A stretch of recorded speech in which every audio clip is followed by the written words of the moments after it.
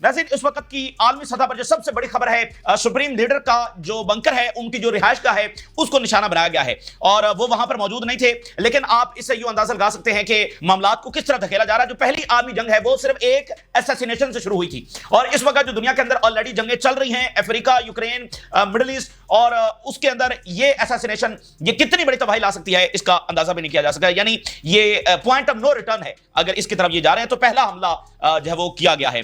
लेकिन supreme leader जब वहां पर मौजूद नहीं थे, रशिया की जानब से हंगामी सतह के ऊपर अमेरिका से राब्ता हुआ है और रशिया की तरफ से हंगामी सतह के ऊपर इजराइल से भी राब्ता हुआ है और इसी दरमियान कतर, टर्की और ईरान के दरमियान जब वो हंगामी सतह के ऊपर राब्ते हुए। इससे पहले यूएई और प्यूटन के दरमियान भी, यूएई के प्रेसिडेंट और प्यूटन के दरमियान भी राब्ता हुआ है। दरअसल ये लास्ट एफर्ट्स हैं, पॉइंट ऑफ नो रिटर्न से जाने से पहले लास्ट एफर्ट्स हैं। और दरमियान में खबर यह भी आ रही है कि ओमान डेलीगेशन रवाना हुआ है ईरान का, और उसके बारे में क्या तफसीलात है वो भी आपके सामने रखेंगे। और जो पाकिस्तान के आर्मी चीफ हैं उनकी मुलाकात जो है वो ट्रंप के साथ इस वक्त हो रही है और यह मुलाकात बड़ी इंपॉर्टेंट है और इसमें ईरान के हवाले से बात होने जा रही है। अब देखें, अमेरिका ने जितनी भी जंगें इस रीजन के अंदर लड़ी हैं उसमें पाकिस्तान शामिल रहा है। यानी दो बड़ी जंगें हुई हैं और एक सोवियत यूनियन के खिलाफ थी और एक खुद अमेरिका ने अफगानिस्तान के अंदर लड़ी। तो दोनों के अंदर अमेरिका के साथ जब पाकिस्तान था, अब अमेरिका ने जंग छड़ी है ईरान के खिलाफ, तो अमेरिका सेम इस वक्त मुतालबा रखता है पाकिस्तान से। तो ये बड़ी क्रूशल मुलाकात जब वो यहां पर होने जा रही है, इसके बारे में हम बात करेंगे। और स्ट्रेट ऑफ हुर्मुज़ पर हालात जब वो कशीदा से कशीदा हो रहे हैं और यमन जो है वो हमला करने की तैयारी इस वक्त कर रहा है और जो शिपिंग कंपनीज हैं उन्होंने जो रेट्स हैं वो इस कदर बढ़ा दिए हैं कि दुनिया की इकॉनमी इससे डिस्ट्रॉय होने जा रही है। अभी ये सिर्फ आगाज है। 60% सिर्फ 6 दिनों के अंदर जो शिपिंग रेट्स हैं उनमें इजाफा हो गया 60%। इसका क्या मतलब हुआ? इसका मतलब यह हुआ कि जो किराया बढ़ा है तो जो प्रोडक्ट्स हैं उनकी कीमतें वैसे ही बढ़ जाएंगी। एक तो ऑयल की प्राइसेस बढ़ रही हैं, उससे जो भी किसी इंडस्ट्री के अंदर कोई प्रोडक्ट तैयार हो रही है तो वो महंगी हो रही है। अब उस प्रोडक्ट को एक्सपोर्ट इंपोर्ट करने के लिए किराया भी ज्यादा लग रहा है, ठीक है। तो उससे क्या होने जा रहा है कि महंगाई का एक तूफान आने वाला है और सस्टेन नहीं कर सकती। यानी अब इतनी ज्यादा इन्फ्लेशन होगी कि सस्टेन नहीं किया जा सकेगा। तो ये वाली सूरत हाल है। अब इसमें इंपॉर्टेंट बात क्या है कि अगर ईरान की जंग नहीं हुई तो उसमें एक बड़ा फैक्टर जो है वो रीजनल वॉर थी कि पूरे रीजन के अंदर जंग छिड़ जाएगी। फिर एक बहुत बड़ा फैक्टर स्ट्रेट ऑफ हुर्मुज़ था कि ये बंद हो जाएगा तो ग्लोबल इकॉनमी हिट हो जाएगी। तो इस वक्त ना स्ट्रेट ऑफ हुर्मुज़ अभी बंद हुआ है, ना अभी तक रीजनल वॉर छिड़ी है, ना अभी तक ग्लोबल इकॉनमी उस तरह से हिट हुई है। और कैलकुलेशन ये थी, नेतन्याहू ने ये बात ट्रंप को कही कि हम ईरान को ऐसा लिपेटेंगे 1-2 दिन के अंदर कि इसकी तरफ मामला जाएगा ही नहीं, क्योंकि ये तो सबकी तबाही है ना, ये यूरोप की भी तबाही है, ये पूरी दुनिया की तबाही है। ये तो एक आलमी जंग का सा मामला है ना कि पूरी दुनिया के ऊपर इसके इंपैक्ट होंगे। तो ये कहा गया कि हम इसकी तरफ यानी ईरान को बस लिपेट लेंगे। और जो उनका पहले दिन का हमला था उससे आप अंदाजा भी लगा सकते हैं। आर्मी चीफ को शहीद करना, उनके टॉप 20 कमांडर को IRGC और उनका एरोस्पेस और army chief 20 intelligence chief 20 commander को शहीद करना और फिर 10 घंटे मुसलसल बमबारी करना, उसका मतलब यही था कि ईरान बिल्कुल पैरालाइज हो जाए। तो ईरान तो पैरालाइज नहीं हुआ। तो अब हम 6 दिनों के बाद इस ब्रिंक के ऊपर आकर खड़े हो गए कि हम इस रीजनल वॉर की तरफ जा रहे हैं, इकॉनमी हिट होने जा रही है और स्ट्रेट ऑफ हुर्मुज़ बंद होने जा रहा है। तो उससे पहले यानी ये वो ऐसे फैक्टर हैं कि जो कि सीज फायर के लिए क्या कारआमद साबित हो सकते हैं। ट्रंप के होते हुए इन तमाम चीजों की अहमियत कोई नहीं है, क्योंकि ट्रंप के फैसले किसी सेंस या लॉजिक या इन चीजों के ऊपर नहीं है। ट्रंप बस ट्रंप है, उसको मैड किंग का खिताब खुद अमेरिकन ने दे दिया है। लेकिन अंदरूनी मज़ामत और ये सारे फैक्टर क्या ये कामयाब हो सकते हैं या नहीं हो सकते? अगर नहीं होंगे तो फिर ये तीनों चीजें होने जा रही हैं। अब बात यह है कि ईरान के बहुत हमले इसराइल पर हो रहे हैं और इसराइल खौफनाक बमबारी ईरान के ऊपर कर रहा है और तेहरान को इस वक्त शदीद बमबारी वहां पर की जा रही है। तो इस सब के बावजूद ईरान तो हमले जारी रखे हुए है और मैंने आपको बताया कि इस जंग का फैसला इस बात के ऊपर होगा कि कौन कितना नुकसान बर्दाश्त कर सकता है। तो ईरान की जो पावर है नुकसान बर्दाश्त करने की, वो इसराइल से कहीं ज्यादा है। तो इस वक्त इसराइल का इंफ्रास्ट्रक्चर बहुत बुरे तरीके से तबाह हो रहा है, बहुत बुरे तरीके से। उनके हाइफा पोर्ट तबाह हो गई, उनके इंटेलिजेंस हेडक्वार्टर तबाह हो गए, तल अवीव के अंदर बहुत तबाही आ रही, खंडर के ढेर बन रहे हैं, इजरायली रेफ्यूजीज बन रहे हैं और रबल के अंदर उनको जो है वो सारे मामलात पेश आ रहे हैं, जो मलबे के ढेर से अब उनको निकाला जा रहा है जो पहले उन्होंने कभी फेस नहीं किया। तो ये जंग गजा की जंग नहीं है कि जो 20 महीने चलती रहेगी, ये अगले 3-4 दिन के अंदर फैसला होना है, क्योंकि इसराइल सस्टेन नहीं कर सकता। यानी या तो इसको सीज फायर की तरफ जाना है या फिर अमेरिका ने आना है, ठीक है ना। इसराइल सस्टेन नहीं कर सकता है। तो इसलिए एक तो अमेरिका का खतरा यह है कि वो किसी भी लम्हे हमला हो सकता है, आज रात हो सकता है, सुबह हो सकता है, परसों हो सकता है। लेकिन मैं आपको बता रहा हूं कि ये जो तीनों चीजें हैं, regional war, straight of Hormuz, एक फुल स्केल जंग, ठीक है ना, पॉइंट ऑफ नो रिटर्न, ये ज्यादा दूर नहीं है। ये आपके सामने 5-7 दिनों के अंदर मैक्सिमम फैसला आ जाएगा, क्योंकि इजराइल इसको सस्टेन नहीं कर सकता। एक तो ये बात है कि इजराइल के अंदर तबाही जो है वो बहुत ज्यादा आ रही है, तो ये कोई ऐसा नहीं है कि 20 महीने जंग चलेगी उसके बाद पता चलेगा, ये 2-4 दिनों का मामला है। अच्छा, दूसरी बात यह है कि इजराइल जैसे लगता है कि आलमी जंग छेड़ने की कोई कसर नहीं छोड़ रहा है। इस वक्त जब सुप्रीम लीडर के जो बंकर है उसको निशाना बनाया गया है। आप जरा इस मैडनेस का अंदाजा लगाइए कि सुप्रीम लीडर को अटैक किया गया है, उनको असैसिनेट करने की कोशिश की गई है। पहली आलमी जंग एक असैसिनेशन ही से शुरू हुई थी, और आप देखिए कि नेतन्याहू जो है ये किस तरह का प्रोपेगेंडा कर रहा है। ये अमेरिकन मीडिया के ऊपर बैठकर ये कह रहा है कि अगर सुप्रीम लीडर को असैसिनेट कर दिया जाए तो उससे जंग रुक जाएगी। ठीक है, ये याह्या सिवार के बारे में यही बातें करते थे, बाकियों के बारे में इजराइल यही बातें करता था, तो वो तो सिर्फ गजा था, एक छोटी सी तंजीम हमास थी। ये ईरान है जिसके साथ रशिया खड़ा है, चाइना खड़ा है, रीजनल ममालिक खड़े हैं, और ईरान वो नहीं है कि वो कोई मिनटों में खत्म होने जा रहा है या उसके पास कोई मिसाइल पावर नहीं है। वो उनके पास कई महीनों तक लड़ने की सलाहियत है, लाखों उनके पास ड्रोन्स है और थाउजेंड्स ऑफ उनके पास मिसाइल हैं। और जब जंग होती है तो आपकी मिसाइल प्रोडक्शन या आपके वेपन की प्रोडक्शन बहुत तेज हो जाती है, और सप्लाई भी उनको तेजी के साथ आ रही है। तो इस तरह का एक वाकया, तो वो कितनी बड़ी तबाही जो है वो ला सकता है, यानी उन्होंने ये करने की कोशिश की। और इसमें बड़ी एक और इंपॉर्टेंट बात छुपी हुई है, अगर अभी तक न्यूक्लियर नहीं बना तो एक शख्सियत की वजह से नहीं बना, और वो सुप्रीम लीडर हैं, क्योंकि इन्होंने फतवा जारी किया हुआ है कि ये इस्लाम के रूह से जायज ही नहीं है, क्योंकि ये वेपन ऑफ मैस डिस्ट्रक्शन है। तो हमारी बात ये है कि जो सिविलियंस हैं उनको हम हिट नहीं करते, हम सिर्फ मिलिट्री से लड़ेंगे। तो न्यूक्लियर में तो सिर्फ मिलिट्री नहीं ना होगी, तो ये वेपन ऑफ मैस डिस्ट्रक्शन है, हम इसको जायज नहीं समझते, ये उनका फतवा मौजूद है। तो अब जरा अब नोट करें कि ये किस तरह मामला को ले जाया जा रहा है, और अगर सीजफायर ना हुआ तो ये किस तरह मजीद आगे जाने जा रहे हैं। सुप्रीम लीडर अगर खुदा न खास्ता उनको कुछ हो जाता है तो फिर ये फतवा, यानी नई लीडरशिप आ जाएगी ना, तो फिर वो अपने हिसाब से जब फैसले करेगी। इससे पहले जो इजराइल ने जो असैसिनेशंस की हैं, और खासकर जो सुप्रीम लीडर के एडवाइजर हैं उनको शहीद किया गया, उसकी क्या वजह थी? वो शख्सियत जो शामिल रहे जिन्होंने सारी डिप्लोमेसी की, सऊदी अरेबिया के साथ ताल्लुकात को बेहतर करने में जो चाइना के जरिए दोस्ती हुई, उसमें जो सुप्रीम लीडर के एडवाइजर हैं जो शहीद हो गए हैं, बुनियादी किरदार उनका था।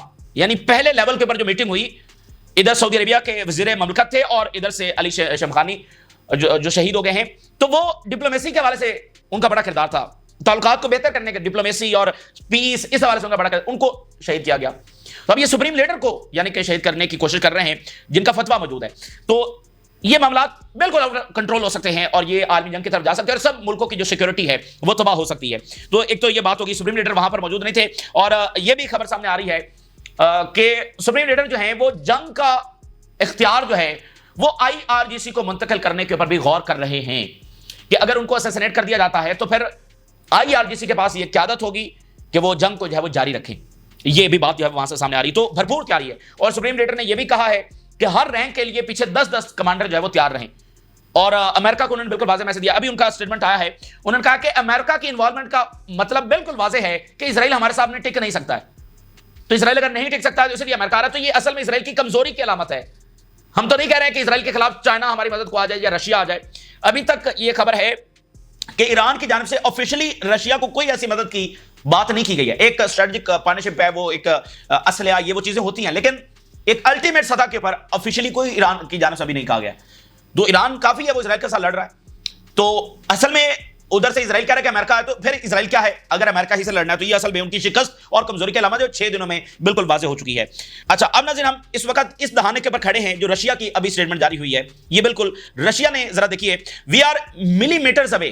कितना? Millimetres away. मिलीमीटर जब कितना होता है from disaster, and they are targeting Iran nuclear infrastructure daily. ये रशिया की स्टेटमेंट जारी हुई है। रशिया ने कहा है कि उनका राब्ता हुआ इजराइल के साथ और उनका राब्ता हुआ है अमेरिका के साथ, और साथ उन्होंने ये वाली स्टेटमेंट जारी की है कि हम सिर्फ मिलीमीटर अवे हैं एक बड़े डिजास्टर से। यानी एक एफर्ट्स हो रही है, एक सिग्नल भेजा जा रहा है। अब रशिया ने अमेरिका के साथ राब्ता किया है, हालांकि उन्होंने जो डायरेक्ट निगोशिएशंस थे अमेरिका के साथ वो कैंसिल कर दिए, लेकिन अब उनका अमेरिका के साथ राब्ता हुआ है और इजराइल के साथ रशिया का राब्ता हुआ है, और साथ उन्होंने ये स्टेटमेंट जारी किया कि हम, तो यहां से एक मैसेज कन्वे किया जा रहा है, एक एफर्ट अभी भी की जा रही है कि ये मामला पॉइंट ऑफ नो रिटर्न की तरफ ना जाए। और पॉइंट ऑफ नो रिटर्न क्या होगा? अमेरिका हमला कर दे, ये पॉइंट ऑफ नो रिटर्न होगा।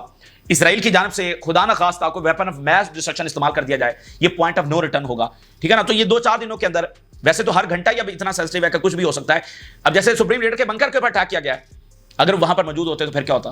तो इसलिए वो कोशिशें भी की जा रही हैं, लेकिन होप बहुत कम है कि मामला जब वो किसी सीज़फायर की तरफ जाएगा। तो रशिया राब्ते में है और सिग्नल भेज रहा है कि हम ईरान के साथ खड़े हैं, हम इसको बढ़ाना नहीं चाहते, लेकिन अगर इधर से जंग जारी रही तो फिर हम ईरान के साथ खड़े हैं, ये सारे जान लें। अच्छा, इसके साथ एक बड़ी इंपॉर्टेंट बात यह है कि जो पाकिस्तान के आर्मी चीफ हैं वो अमेरिका के दौरे के ऊपर हैं और ट्रंप ने अचानक उनको बुला लिया है। ट्रंप ने, मतलब ट्रंप की शख्सियत आपको पता है कि वो तो बरतानवी वज़ीर-ए-आज़म हो और कनाडा का वज़ीर-ए-आज़म हो, और मैक्रोन, कल मैक्रोन के बारे में ट्रंप कह रहा था ये तो बड़ा शोखा है। ये कल ट्रंप ने मैक्रोन के बारे में, और वो G7 में भी मुलाकात हुई है, फ्रांस, और फ्रांस की कॉलोनी रहा है अमेरिका, मतलब तो वो तो उनको किसी खाते में नहीं डालता, और कितना वो स्ट्रेट फॉरवर्ड है आप सब उसके बारे में जानते हैं। तो ट्रंप का पाकिस्तान के आर्मी चीफ को अचानक से बुला लेना, और आर्मी चीफ को बुलाया, कोई वज़ीर-ए-आज़म को नहीं बुलाया, यानी कि आर्मी चीफ तो उनको बुलाया है।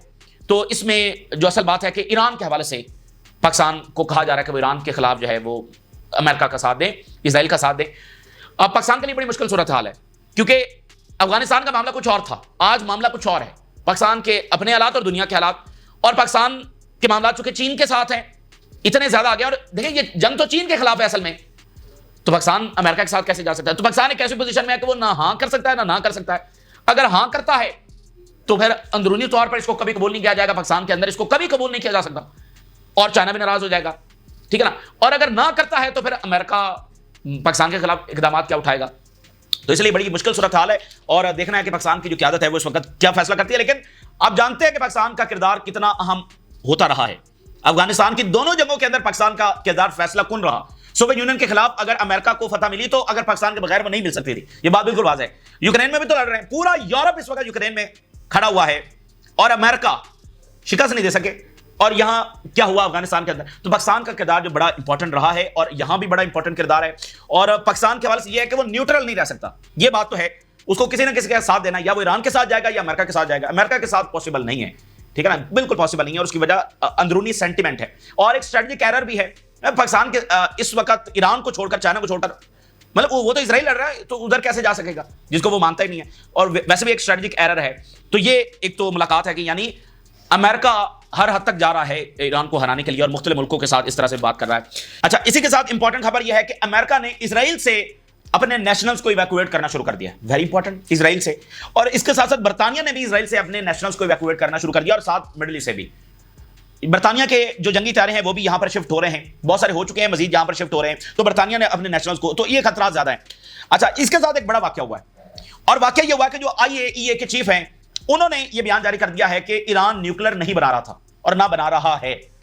इससे पहले कल जो अमेरिकन इंटेलिजेंस है उनकी रिपोर्ट सामने आई, ट्रंप के और इजरायली दावों के बरअक्स CIA ने यह कहा कि ईरान तो न्यूक्लियर बना ही नहीं रहा। तो अमेरिका के अंदर पोजीशन बड़ी अजीब सी हो गई ट्रंप की, और इसी के बाद फिर मीडिया भी और कांग्रेस भी और मागा वाले भी कि आप इतना बड़ा झूठ बोल रहे हैं, मतलब CIA कह रही है कि नहीं बना रहा। अच्छा, उसके ऊपर अब ये इतनी बड़ी बात है कि IAEA के चीफ ने भी कह दिया है। IAEA चीफ रिबफ Trump says no evidence Iran has nuclear weapons. Very very important, दो चीजें बड़ी इंपॉर्टेंट है। एक ये जो नैरेटिव है जो ट्रंप को इस वक्त सपोर्ट नहीं कर रहा, इजराइल को सपोर्ट नहीं कर रहा आलमी सतह के ऊपर। वेपन ऑफ मैस डिस्ट्रक्शन तो बाद में हुआ ना, कि जब इराक तबाह हो गया तो फिर दुनिया ने पूछा भाई दिखाएं कहां पर वेपन ऑफ मैस डिस्ट्रक्शन है। तो ये तो उनका चौथे दिन ही बयानिया दुनिया के सामने आ गया कि ये झूठ बोल रहे हैं। ये बात बहुत माने रखती है। और दूसरी बात, ईरान की ऑफेंसिव जो कैपेबिलिटीज हैं वो कितनी देर मिसाइल फायर कर सकते हैं, ये दो बातें जो वो बहुत ज्यादा इंपॉर्टेंट है। और इसके साथ इंपॉर्टेंट खबर यह है कि नेतन्याहू की कुछ देर के अंदर जो है वो मीटिंग होने जा रही है कि अमेरिका ज्वाइन करने जा रहा है इजराइल को। The Times of Israel, Netanyahu to chair security cabinet this evening as Israel wants Trump decision on whether to join the operation. ठीक है, अमेरिका ज्वाइन करने जा रहा है नेतन्याहू की, इसके ऊपर जब वो मीटिंग होने जा रही है, तो ये बड़ी इंपॉर्टेंट बात है। अच्छा, अब यहां पर जो बड़े राब्ते हो रहे हैं, उर्दगान की कॉल जो है वो हुई है ईरान के सदर के साथ। ये कल भी उर्दगान की कॉल हुई थी प्यूटन के साथ, और फिर ईरानी सदर के साथ राब्ता हुआ था। आज फिर उर्दगान की जब ईरानी सदर के साथ कॉल पर बात हुई है, और टर्की ने मुख्तलिफ इकदाम उठाए हैं कि अगर मामला आगे बढ़ता है तो फिर तुर्की आगे क्या करने जा रहा है, उसने भी इकदाम उठा दिए अगर रीजनल वॉर छिड़ने जा रही है तो। Iranian president to Turkish counterpart resuming nuclear negotiations with the United States only possible if Israel's aggression in the region is curbed। अब ये वो बात वही सीज़फायर वाली हो रही है, यानी एफर्ट जो है वो पॉइंट ऑफ नो रिटर्न से बताने की हो रही है, विच वी डाउट के ट्रंप के होते हुए अब यहां से वापस आना क्या पॉसिबल है या नहीं, अगले एक दो दिन जो वो बताएंगे। लेकिन एक कोशिश जो है वो की जा रही है। साथ we have taken all necessary precautions against the potential repercussions on Turkey as a result of the Israel and Iranian conflict. साथ साथ मुल्क भरपूर तैयारी भी कर रहे हैं कि अगर ये जंग नहीं रुकती और रीजनल वॉर के अंदर कन्वर्ट हो जाती है, जो अगले 24-48 घंटों के अंदर हो जाएगी, जो ही अमेरिका अटैक करेगा उस वक्त हो जाएगी, तो फिर क्या करना है, क्योंकि बहुत सारे मुल्क, जॉर्डन है वो ड्रैग हो जाएगा, इराक है, साथ सीरिया है, साथ हिजबुल्लाह है, और इजिप्ट भी इसी तरह की तैयारी जो वो कर रहा है। अच्छा, इसके साथ जो है वो कतर का राब्ता हुआ है। कतर ने कॉल की है ईरानियन प्रेसिडेंट को, ठीक है ना। और कतर के जो प्राइम मिनिस्टर हैं, कल उन्होंने बड़ी इंपॉर्टेंट स्टेटमेंट जारी की, काफी लंबी चौड़ी स्टेटमेंट थी, और उन्होंने बड़ी खुलकर बातें की। और उन्होंने कहा कि हम किसी सूरत खामोश नहीं रह सकते जो ईरान के साथ हो रहा है। उन्होंने यह भी लिखा, उन्होंने कहा कि हमारे ईरान के साथ इख्तलाफात हैं और वो इख्तलाफात अपनी जगह पर, लेकिन इसका मतलब यह नहीं कि ईरान के ऊपर इतना बड़ा हमला हो जाए और हम खामोश बैठे रहें। उन्होंने यह भी कहा कि हम इसमें न्यूट्रल भी नहीं रह सकते, हमें खड़ा होना है, इसको रोकना है। और उन्होंने कहा कि कोई इस गफलत में ना रहे कि ये ईरान का मामला है, ये बिल्कुल गल्फ का मामला है, हमारी सिक्योरिटी का मामला है। अगर ईरान के अंदर डिस्टेबलाइजेशन होती है तो फिर हमारे यहां पर भी सिक्योरिटी बड़ा मुश्किल हो जाएगी। तो ये बात है वो उन्होंने वहां पर की है। अब देखना, सामने गल्फ है, वहां से तेल गुजरता है और 26% ऑयल गुजरता है। तो जैसे यमन है, वो कितना अर्सा अमेरिका से लड़ सका है, ठीक है ना, लड़ता रहा है ना, और रेड सी के अंदर उन्होंने मुहासरा किए रखा। तो इसका मतलब ईरान तो फिर कम से कम यमन जितना तो इस रास्ते को रोक के रख सकता है ना। तो क्या ये दुनिया अफोर्ड कर सकती है? क्या ये गल्फ इतना अफोर्ड कर सकता है? और यूरोप की स्टेटमेंट देखिए, तीन जो यूरोपियन पावर है, बर्तानिया, जर्मनी और फ्रांस, इनकी स्टेटमेंट जारी हुई है। Concern about escalating tensions in middle east and call for restraint. अच्छा, अब ये खबर ये है कि ओमान डेलीगेशन रवाना हुआ ईरान का। ये मुख्तलिफ सोर्सेस से अभी खबर सामने आ रही है। 3 पैसेंजर त्यारे वो फ्लाई किए हैं ईरान से और ओमान पहुंचे हैं। तो ये इन सारी, यानी रशिया का राब्ता हुआ है इसराइल से और अमेरिका से, और रशिया का राब्ता पूरे रीजन के साथ हो रहा है, और रशिया का राब्ता चाइना के साथ हुआ है, और रीजन का आपस में राब्ता हो रहा है। तो उस पॉइंट ऑफ नो रिटर्न जो शायद चंद घंटे दूर है या 24-48 घंटे दूर है, उससे ये एक मुज़ाकरात की इस वक्त खबर आ रही है। लेकिन ये जैसे पहले मुज़ाकरात हुए हैं, ये उस तरह का एक फजूल एक्टिविटी भी हो सकती है, और सिर्फ अमेरिका ये शो करवाने के लिए कि हम आखिरी हद तक ईरान के साथ मुज़ाकरात की कोशिश करते रहे हैं, ये भी इस तरह का भी एक, यानी मिसाल के तौर पर अगर ट्रंप जेडी वैंस को भेजता है तो कितनी हाइप बनेगी कि देखो जेडी वैंस आ रहे हैं, और मीडिया पर चलेगा कि अमेरिका मुज़ाकरात करने जा रहा है, और कल को वो कहें कि ईरान जो है वो सीरियस नहीं है मुज़ाकरात में, और उसके बाद हमला कर दे, तो कहेंगे देखो मैंने तो आखिर तक जब वो चांस दिया। तो ये इस तरह का भी मामला जो वो हो सकता है। लेकिन जो भी है, अब उनकी मक्कारी है, उनकी चालाकी है। ईरान साथ लड़ भी रहा है, लेकिन ईरान पहले दिन से डिप्लोमेसी की बात कर रहा था, आज भी वो कह रहा है कि अगर इजराइल हमले रोक दे, क्योंकि ईरान ने हिसाब पूरा कर दिया है। आज अगर जंग रुकती है तो भी ईरान की फतह हुई है। सबको पता चल गया कि ईरान ने क्या किया है, इजराइल के अंदर क्या तबाही मचाई है। ये तो सबको पता था कि इजराइल तबाही मचा सकता है, लेकिन ईरान ने दिखाना था कि क्या वो तबाही मचा सकता है, तो उन्होंने इनका जो वो अकल ठिकाने लगा दिया। तो आज जंग रुक जाए तो ईरान इसमें फाते है। तो इसलिए ये एक हो रहा है, इसको हम देखते हैं कि इसका नतीजा जो क्या निकलता है। लेकिन यूरोप के अंदर जो जर्मनी है, उसकी पोजीशन बड़ी अजीब सी है। मैं आखिर में जर्मनी के जो स्टेटमेंट है आपके सामने रखता हूं। जर्मनी ये कह रहा है, German chancellor, we made it clear to the Iran that it is too late to come to the negotiating table. We made it clear to Iran that it is not too late to come to the negotiating table. और साथ Germany के chancellor ने यह कहा, यह बड़ी important बात है, आखिरी हेडलाइन, उन्होंने कहा कि Israel is doing dirty work for us. यानी उन्होंने कहा कि इजराइल जो जेनोसाइड कर रहा है, इजराइल को जो हम इतना बुरा भला कह रहे हैं, वो ये जो डर्टी वर्क है ये हमारे लिए कर रहा है। तो इजराइल का भी हमेशा बयानिया यही रहा है कि मैं जो भी कर रहा हूं, मैं तो यूरोप को बचा रहा हूं। तो ये बड़ी इंपॉर्टेंट बात है और बड़ी खतरनाक बात है कि यूरोप अभी भी इसको इस अंदाज के अंदर देख रहा है, और लोग इस अंदाज के अंदर नहीं देख रहे, लेकिन गवर्नमेंट जो है वो इस अंदाज के, खासकर ये जो जर्मन चांसलर हैं, ये काफी पिछले 2-3 दिनों से ऐसे बयान दे रहे हैं जो बहुत ज्यादा खतरनाक हैं। यमन जो है वो हमले की तैयारी पूरी कर चुका है, और शिपिंग कंपनी जो है वो बहुत ज्यादा इस वक्त डरी हुई हैं। फिर और शिपिंग कंपनी जो है वाज़ेह कह रही हैं कि अगर ये जंग आगे बढ़ती है तो हम यहां से नहीं गुजरने वाली हैं। तो ये पूरी दुनिया मुतासर होगी। यही शिपिंग कंपनीज हैं जो हर जगह पर सामान लेकर आ रही हैं और जा रही हैं। तो किराए बढ़ेंगे, इन्फ्लेशन होगी, ऑयल की प्राइसेस वैसे बढ़ रही हैं, तो ये वर्ल्ड इकॉनमी इससे हिट होने जा रही है, जिसमें प्लान ये था कि ईरान को ऐसा लिपेटेंगे कि इस तरह मामला जाएगा ही नहीं।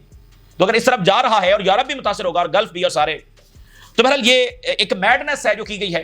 लेकिन क्या कह सकते हैं, यही तो आलमी जंग है, फिर यही तो आलमी जंग है, यही तो वर्ल्ड ऑर्डर की लड़ाई है, और ये बस तबाही के अलावा कुछ भी नहीं है। तो ये ताज़ा तरीन सूरत हाल जो आपके साथ शेयर किया, आपने राज लगा करें। इजाज़त दीजिए, अल्लाह हाफ़िज़।